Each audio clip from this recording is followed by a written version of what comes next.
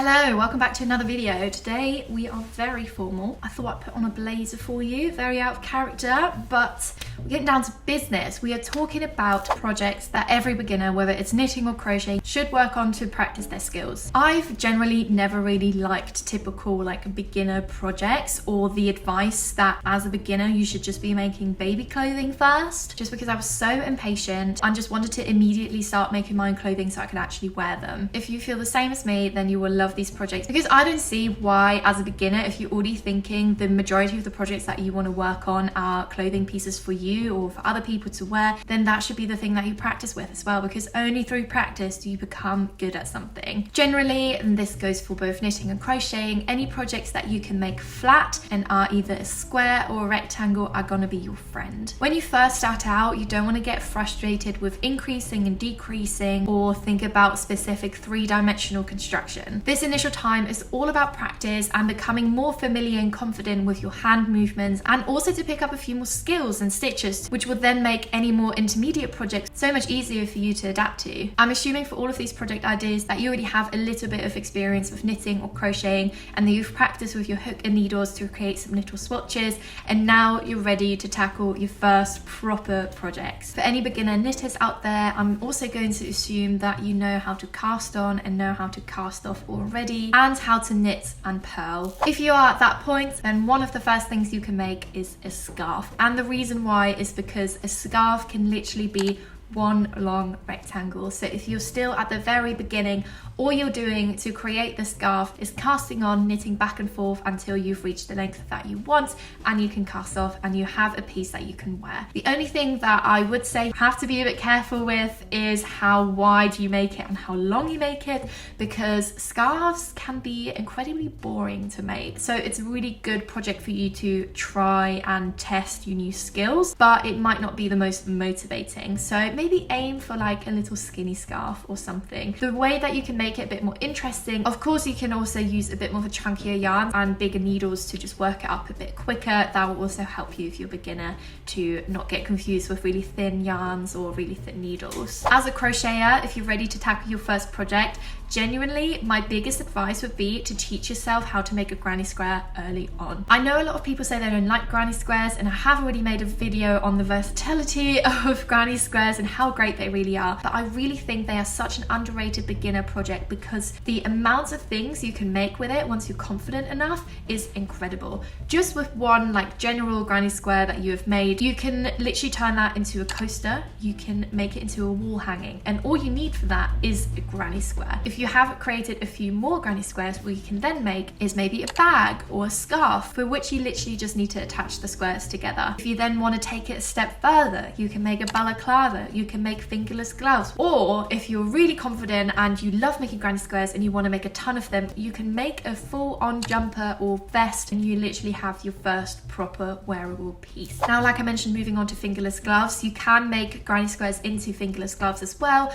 but you can also just crochet a rectangle, attach it on the sides, leaving a hole for your thumb, and you have a fingerless glove ready for you. This is very great, similar to making a scarf where you're just knitting back and forth, and all you have to focus on at that point with crochet especially is to just make it straight, because I know at the beginning things can go a bit wonky. Even if they're wonky for the fingerless gloves, no one will care, you can still wear them, but you don't have to worry about anything else other than trying to make it straight, and then you can actually just wear that. The same of course also goes for knitting. You can just knit a rectangle, you can hold it against your hand to kind of see how wide or how long you have to go, and then you can attach it at the sides, leaving a hole. It is such a simple thing to do, and the great thing about this as well, for both crochet and knitting, you can either make your way from the bottom to the top or top to bottom, or you can go widthwise. So depending on which way you go, your gloves will look completely different because of the direction of the stitches. A really fun and quick project you can work on is a headband. Such a great way to quickly get something done. I know as a beginner it can be so frustrating when you're working on something for such a long time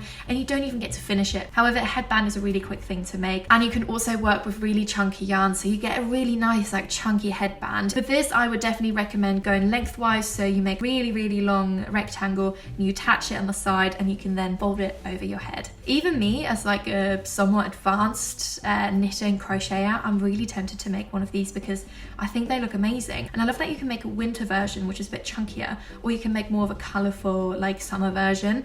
I 100% will be making one of them, I think. This then of course takes us into hats. So making a very simple beanie hat. For crochet, this is actually really simple because again, you can just make like a wider rectangle, move up to sort of fit around your head, attach it on the side, and then you just need to close one end. There's some amazing resources for that online. You can also now start to sort of experiment with different stitches. So you can of course go for like a classic double, single crochet, or you can actually experiment by creating sort of like a fake knit rib effect, which is really fun and really useful for any sort of future projects where you want to add an arm cuff or a neckline or like a hemline onto your jumpers to kind of make it look like it was knit. Also, another good thing about this is maybe at this point you've already tried a few of the other things and you have a lot of scrap yarn laying around from those projects. You can just integrate them into your hat here and you would have reused all your scrap yarn without having to throw it away or having it just like laying around, and you will have a really cool funky hat. For knitting a hat, there's a few different options for you. You can either make, again, like just knit a rectangle and sort of hold it around your head to make sure that it fits widthwise, and you can attach it on the side and pull it together at the top, very similar to the crochet hat. You can also do the same if at this point you figured out how to do ribbing by creating a 1x1 ribbing, 2x1, 2x2, that kind of thing, and again learn how to attach your project on the side, pull it together at the top. You have a proper nice hat that you can also like fold over to get a nice like chunky rim. I feel like once you figure out how to make a hat that sort of fits your size, you might then also want to get a bit braver with the type of yarn you use. I feel like those types of hats look so great with a fuzzy yarn. Maybe you even feel brave enough to hold two strands together, so you just hold your normal acrylic or cotton or wool yarn and you hold a string of mohair to give it that fuzzy effect. I think that is like one really great way to really elevate a very simple project. Maybe at this point you're getting a bit bored of just making rectangles and attaching them on the side and you want to venture out and be a bit more functional with your projects. Then it's definitely time for you to make a bag. There are so many options out there. It can be a tote bag, a market bag, a mini bag, a clutch bag, even a little phone bag. And this is where I would really encourage you to pick up some new stitches to get really creative with your designs. You can think about how thick you want your strap to be. Do you want two straps? Do you just want one strap? Be like a shoulder bag. If you do a longer strap, it can be over the shoulder. If you do a shorter one, it can just be a little shoulder bag. It's genuinely amazing how many different things you can make as a bag. Generally, I would always advise for bags to use cotton yarn because it has so much more hold. If you go for a softer yarn like an acrylic, then when you're placing items in your bag, especially if they're a bit heavier, your bag will kind of just like fall through and it might not be like the nicest thing to carry around with you. So if you're able to, definitely go for cotton yarn. Especially with crochet, you're then able to create a really sturdy bag. For knitting, I find bags to be a little bit trickier because generally the stitches created with knitting are looser, so the bags itself won't have the most hold. So crocheting is definitely the one to go for. However, if you do want to make a knitted bag, then I would really look at maybe creating a patchwork bag. If you're attaching the patches in different directions, all your stitches will also be in different directions and therefore give it a bit more hold. Also, when you're attaching the patches together, that then gives it a bit more hold as well, and it will be so fun and colourful. And also, if you have a lot of scrappy type rectangles laying around from projects that you started and ended up not looking good, or you just were bored of it and you abandoned it, use those again. Don't throw them away. Attach them all together into a long rectangle and you will literally have the most amazing patchwork bag. I will talk about patchwork a little bit later on as well, because patchwork in general is a really great thing to focus on as a beginner. Now, if you're like me, you might not care that much for bags and scarves and gloves and you just want to get straight to making a top and a jumper, then honestly, I don't see why you can't, because the construction of a jumper and a top can be so basic and can just be made out of rectangles. The easiest thing you can make is a crop top or just like a vest